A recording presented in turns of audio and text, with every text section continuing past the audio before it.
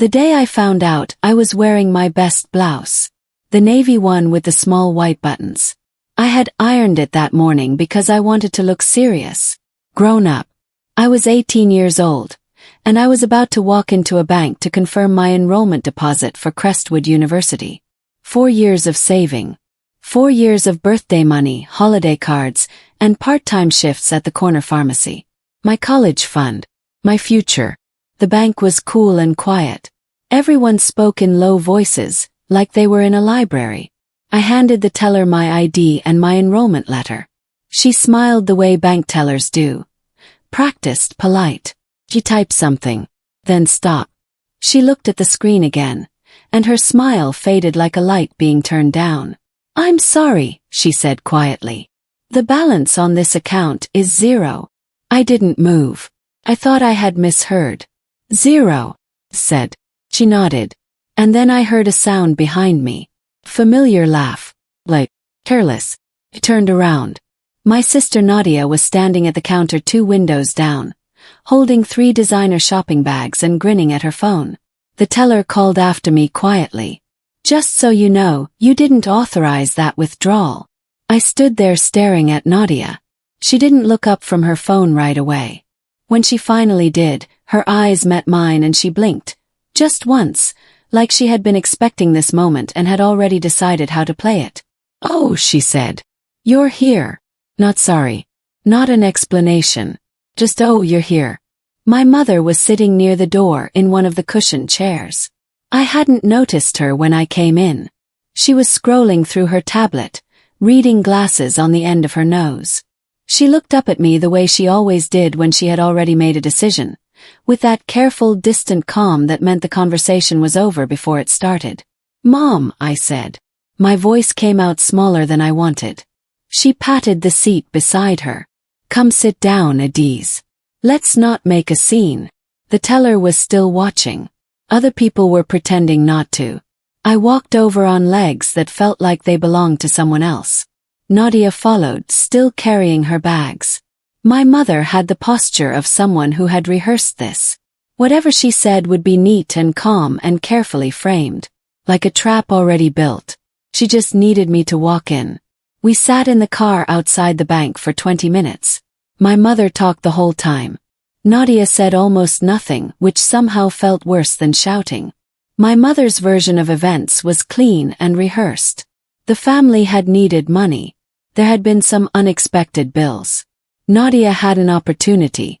The fund was sitting there not being actively used, so it made sense to redirect it temporarily. It was still family money. We were still a family. "You'll find another way to pay for school," she told me. "Loans, scholarships, work-study. Millions of students do it."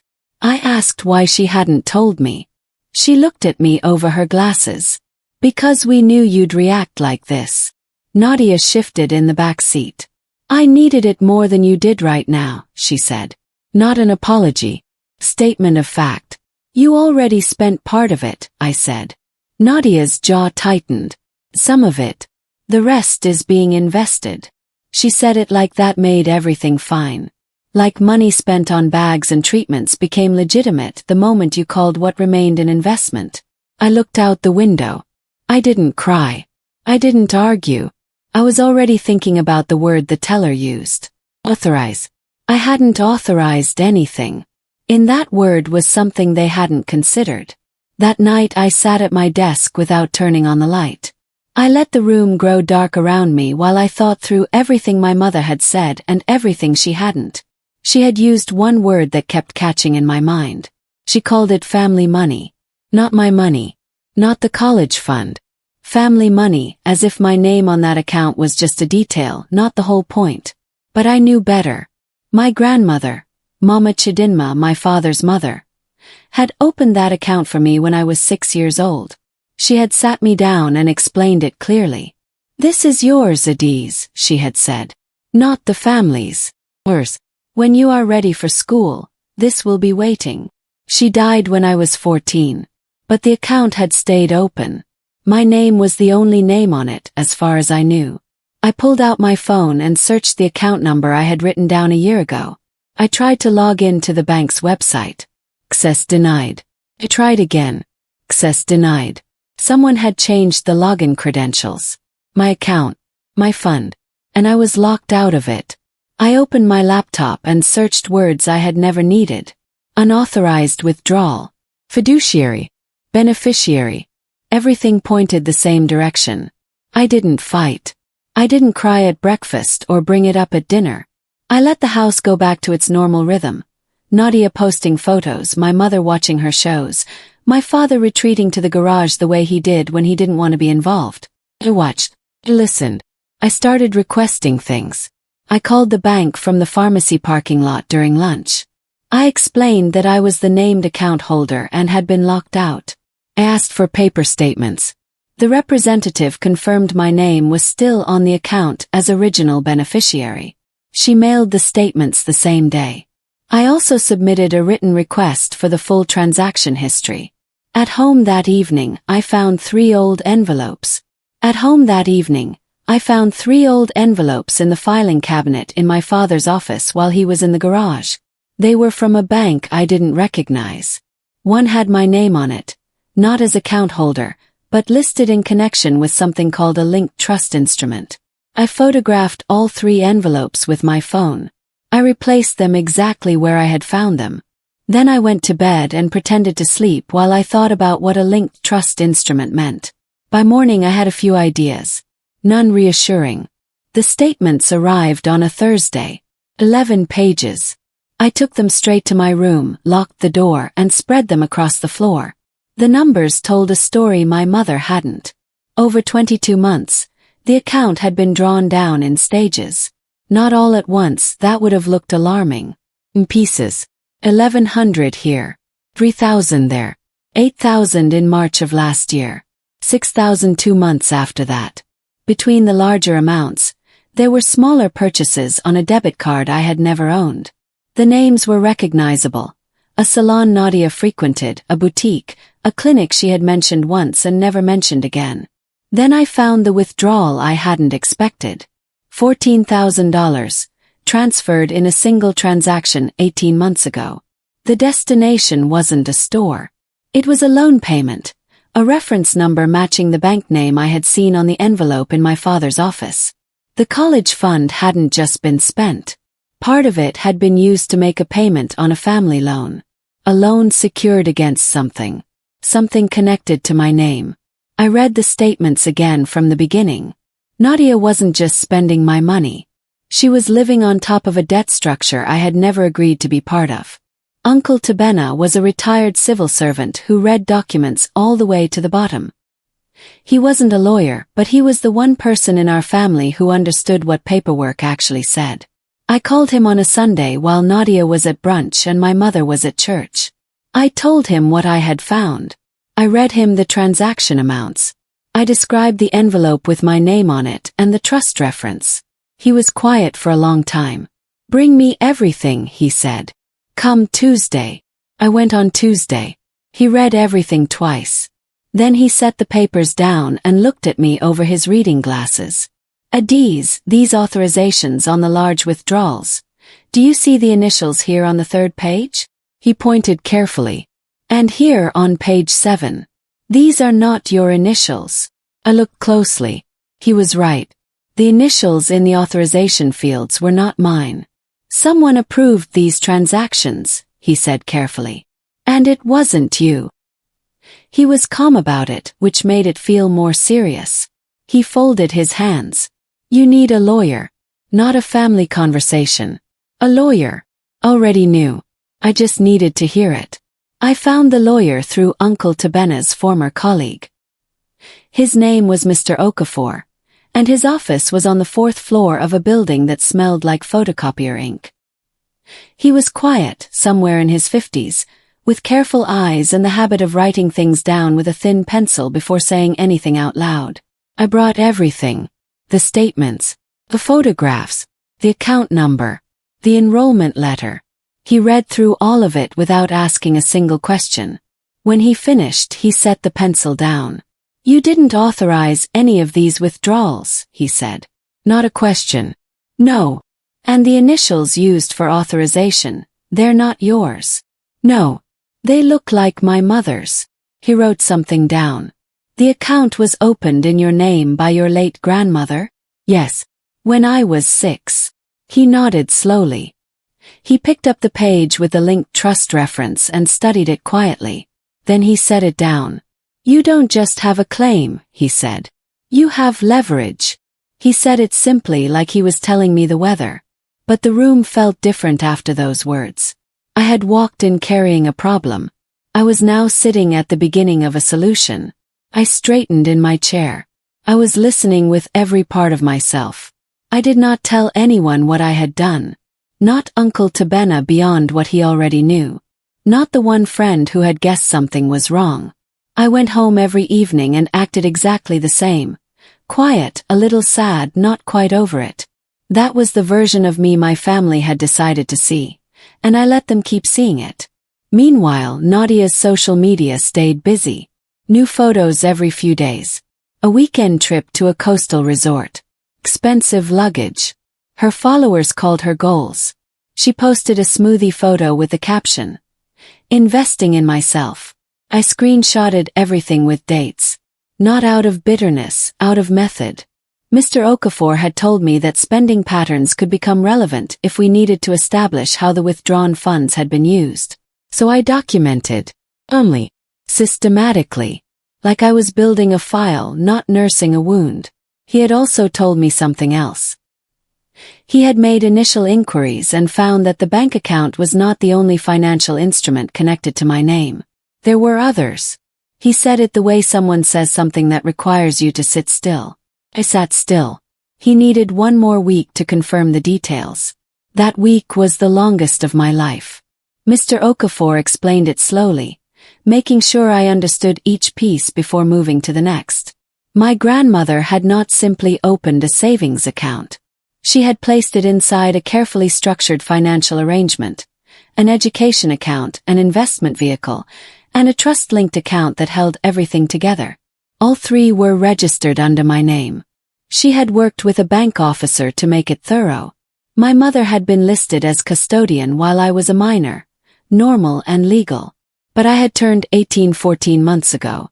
Control should have transferred to me automatically. Had not. She continued operating the accounts as if her authority was still valid. Continued to operate them or continued to use them. Yes. Mr. Okafor looked at me steadily. Both. He slid a page across the desk. It showed the investment vehicle account had been partially liquidated. The remaining balance had been transferred into a holding account I didn't recognize. Then he showed me the collateral agreement. The family home had a loan against it. My accounts had been cited as supporting assets, pledged as collateral without my knowledge or consent. My college fund hadn't just been spent. It had been used to borrow money against the house. A debt I had never agreed to carry. Where is a particular kind of cold that has nothing to do with temperature? I felt it in Mr. Okafor's office while he laid out the full shape of what had been done. My grandmother had built something with intention and care. She had died when I was 14 without explaining the complete details, probably thinking there was still time. And in the years between her death and my 18th birthday, my mother had quietly used every part of it. Not carelessly, deliberately. The loan was real. The collateral linkage was real. My name appeared not as a protected beneficiary but as a supporting asset, as if I were a piece of property that could be pledged. Mr. Okafor had already done one important thing without telling me until this meeting. He had placed a legal notification flag on all three accounts connected to my name. From that point forward, any transaction would require documented consent from me. What does that mean in practice? Yes. It means, he said, that if your mother tries to move money out of those accounts today, the transaction will be blocked. And I will be notified. Something settled inside me. Not quite relief. The feeling of a door closing behind someone who doesn't realize it's locked. The trap was set. It happened on a Friday. I was at work, counting inventory at the back of the pharmacy, when my phone buzzed with a message from Mr. Okafor. Asterisk attempted transaction blocked. 3 attempts on account ending 4471. Will call at 6 Asterisk. I put my phone in my pocket and kept counting. Very carefully. He called at 6. 2 attempts had been made to transfer funds from the investment account. A third had tried the trust-linked account. All 3 stopped. The bank had sent a formal notice to the custodian of record, explaining that account activity was under legal review. She called me that same evening, her voice controlled but tight. There are some issues with the bank accounts, she said. They seem to have made an error. I need you to call them and sort it out. What kind of error? Yes. They've put a hold on some things. An administrative mistake, I'm sure. I'll look into it, I said. I didn't explain. I didn't accuse. I said I would look into it and let her wonder exactly what that meant. The next morning Nadia called. Her voice had a different quality, less controlled. She used the word sabotage. Sabotage only means something if you understand that what was taken is being reclaimed. My father came to find me in the kitchen the following evening. He rarely involved himself in anything between my mother, Nadia, and me. He worked. He came home. He retreated to the garage. It was a pattern so old I had stopped noticing it years ago. But he sat down across from me at the kitchen table with a cup of tea he didn't drink, and he asked me to explain what was happening with the bank. I told him, not everything, not the lawyer, not the full scope, but enough. The statements. The withdrawals. The fact that my name was attached to a loan collateral agreement I had never signed. He was quiet for a long time. I didn't know she had access to those accounts, he said finally. She was listed as custodian, I said. That ended when I turned 18. He looked at his tea. I didn't know about the loan either. Not the details. I believed him. His way of managing difficulty was to not look at it directly. He had probably signed things without reading them. There's a legal hold on the accounts now, I told him. To protect what's left. He nodded. He looked older than usual, like something had shifted inside him. He didn't ask me to stop. That mattered. The extended family found out in stages. Which is to say, my mother told them her version in stages, and each version left out more than the one before it. First came calls from aunties asking if everything was okay, mentioning gently that these things are best handled within the family. Then longer calls from older cousins suggesting I was being difficult, making a small situation large, that pursuing legal remedies against one's own mother was a kind of shame. I didn't argue. I didn't explain the loan or the collateral or the authorization signatures. I said I understood their concern and was handling things carefully. Mr. Okafor had warned me this would happen. He had said the pressure would come through people I loved before it came through any official channel. Your best protection, he said, is to move legally, not emotionally. Let them argue with each other. You argue with documents. So I did not post anything. I did not have the confrontation at a family dinner that I had imagined 100 times. I did not send the message I had drafted 3 times and deleted 3 times. I moved paper. I signed what Mr. Okafor asked me to sign. I built the case quietly while everyone around me managed their feelings. By the 5th week, Mr. Okafor had compiled the full transaction timeline. 14 pages, organized chronologically, with every withdrawal mapped to a date, an amount, and wherever possible, a corresponding expenditure.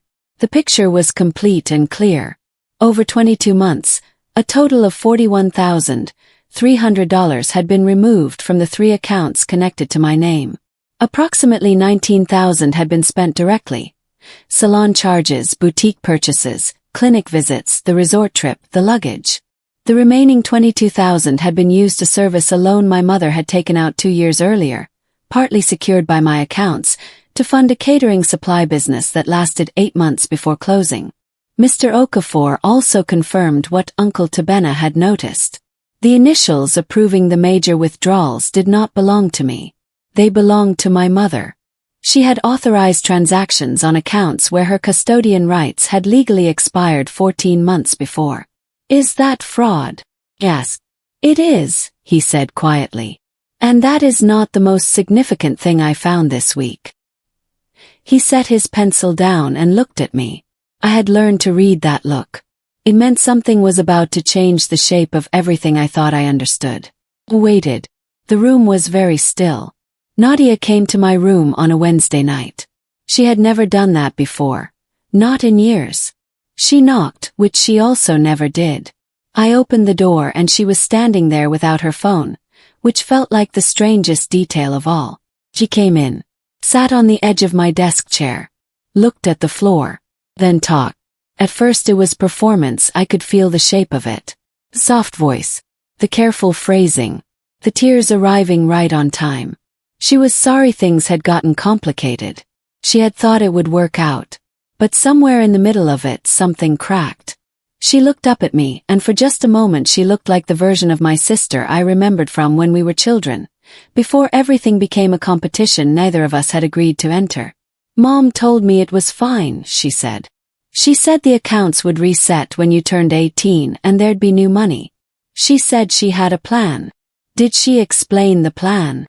Yes. Nadia shook her head. I didn't ask. I should have. Then she said the sentence that shifted the center of gravity of everything. She handled all of it. I just took what she gave me. After Nadia left, I sat very still and let the shape of things rearrange itself. I had entered this situation believing the story was simple. My sister had taken my money. That was what I had seen at the bank. Nadia with her bags, laughing at her phone. It was real. She had benefited. She had spent. She had not asked questions she should have asked. But she had not been the architect. She had been the visible face of a structure built beneath her, by someone who understood money and paperwork and how to make one name look like another on a document. When I told Mr. Okafor what Nadia had said, he nodded like a man confirming something he already knew. The financial records support that, he said.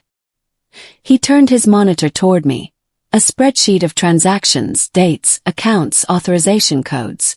Your sister's name appears as a recipient of funds, but not as an authorizer of any transfer. Every single approval, every signature, all of them trace back to one person. He didn't say her name. He didn't need to. My mother had orchestrated every part of it. Nadia had been handed a lifestyle and accepted it without examining where it came from. The target had shifted. And the weight of what came next. Mr. Okafor filed the formal legal notices on a Thursday morning. I was not present. He had said it was better that way. I went to work instead and reorganized the supplement aisle twice because I needed something to do with my hands. The notices went to 3 places simultaneously. The bank, reporting unauthorized transactions and requesting a formal investigation. The loan institution, notifying them that the collateral cited in their agreement included accounts used without authorization, making the collateral designation legally contested. And the home insurance institution, noting the outstanding legal questions related to the property's financial backing. Each notice referenced specific account numbers, specific dates, specific transaction codes. Mr. Okafor had built it like an engineer builds a structure, every piece supporting the next, nothing loose. The effect on the accounts was immediate. Everything tied to my name was formally frozen pending investigation. The more significant effect was on the loan. With the collateral under legal contest, the loan institution issued what Mr. Okafor had predicted, a formal request for alternative security. The family had 30 days to provide it. The family home, comfortably held together with my accounts as backup, was now exposed. 30 days. Clock had started running. And I was the only person in the house who knew it. The 30-day clock changed everything. My mother's maintained calm began to fracture at the edges. I could see it in small ways. Going quiet in the middle of sentences, staring at her phone without responding, moving through the kitchen as if she was trying not to disturb the air. Nadia had changed. The resort photos stopped. The smoothie posts stopped. She spent evenings on her laptop with an expression I had never seen, focused and frightened, like someone doing arithmetic that wasn't adding up. My father started reading documents. I saw him at the kitchen table with his reading glasses on and a stack of papers, going through them the way you do when you finally decide you need to know. We didn't speak about it. But he looked at me once with an expression that held both apology and relief, as if he was grateful someone had finally opened the thing that had been locked shut. The loan default warning arrived on a Tuesday. I saw it on the counter. The amount owed. Timeline. The consequences of failure to provide alternative backing within 30 days. The fund I had been saving since I was 6 had been holding up an entire system built on bad decisions. Now it was holding up nothing. My mother made her move through other people, which was how she had always operated when something was going wrong. She called 3 of her sisters and told them she was being attacked by her own child. That I had hired a lawyer to freeze the family's assets over a misunderstanding. That I was destroying the family because I couldn't accept that sacrifice is sometimes required of everyone. Auntie Bola called me twice. Auntie Ngozi sent a long message through my cousin. 2 family friends called my father to express concern about where things were heading. The story she was pushing was careful. An ungrateful daughter turning a family moment into a legal battle for personal gain. No mention of the $41,000. No mention of the unauthorized signatures. No mention of the failed business that placed the loan on the house. But Mr. Okafor had anticipated this. On his advice, we had already prepared a single clean document, a 2-page financial summary of the unauthorized transactions and the legal record, and sent it to 3 key family members I trusted to share it. Not as an attack, as a record. By the end of the week, my mother's version had a hole. The people she had called were now asking questions she couldn't cleanly answer. The offer came through Auntie Bola, skilled at making things sound fair when they weren't. She called on a Sunday afternoon. The family wanted a resolution. My mother was prepared to acknowledge that mistakes had been made. A repayment plan could be arranged, partial, and with goodwill on all sides, we could move past this without further legal involvement. The number she mentioned was 15,000, out of 41,300. And in exchange, yes, Auntie Bola paused. In exchange, you'd withdraw the legal holds and allow things to return to normal. I thought about what normal had looked like. My savings gone. My accounts used as collateral without my knowledge. My name on documents I had never signed. Nadia posting vacation photos. My mother handling paperwork she had no authority to touch. I'll speak to my lawyer, I said. Mr. Okafor's response was brief. They're offering 15,000 because they think it's enough to make you feel heard without any real consequences. Don't take it. I already knew I wouldn't. The offer told me exactly where they still were in their thinking. They believed I was still the girl from the bank counter, too shocked to speak, watching my sister laugh at her phone. They still didn't know what I had become since that morning at the bank. I met Mr. Okafor alone at his office on a grey Tuesday, 3 days after declining the settlement through Auntie Bola. The rest of the family had gone quiet in the specific way that meant they were waiting to see what came next. My mother had stopped speaking to me directly. Nadia moved through the house carefully, like someone who had learned the floors were fragile. Mr. Okafor made us both tea, which he had never done before. He set it on the desk, sat down, and looked at me for a moment before he opened the folder. There's something I haven't told you yet, he said. I was waiting until I had fully confirmed it. He had contacted the bank's trust division and requested the founding paperwork, instrument documents, full terms, designated authorities. What he found required verifying twice. You need to understand something about how your grandmother built this, he said. She was more careful than any of us knew. He opened the folder and placed a document on the desk between us, turning it so I could read it clearly. There is one more document you haven't seen. He said it simply. But the room felt like it was holding its breath. I leaned forward. I started reading. And slowly everything changed. The document was 6 pages long, printed on the bank's formal trust letterhead. Dated the year I was born. My grandmother had signed at the bottom of every page in her careful looping hand, the same signature I remembered from her birthday cards. It described a structure she named the Chidinma Education Trust. The college fund was not a standalone account. It was the face of something deeper, a 3-part instrument. The education account, the investment vehicle, and a protected holding account sitting untouched because no one had known how to reach it. The holding account had specific legal protection. It required dual verification, the bank's trust officer and the named primary beneficiary. My mother was never listed as beneficiary. She was listed only as temporary custodian, with an expiration clause set to my 18th birthday. No custodian could touch that holding account. Only I could. "What's in it?" asked. Mr. Okafor looked at me steadily. $67,000. Your grandmother made regular contributions for 8 years before she died. It grew with interest. It has been sitting there, protected the entire time. I sat back slowly. $67,000. Untouched. Waiting. My grandmother had built something no one else could enter. She had been building it for me before I was old enough to know I would need it. There was more. Mr. Okafor turned to the final page and pointed to a clause near the bottom, under its own heading, Authority and Control upon Maturity.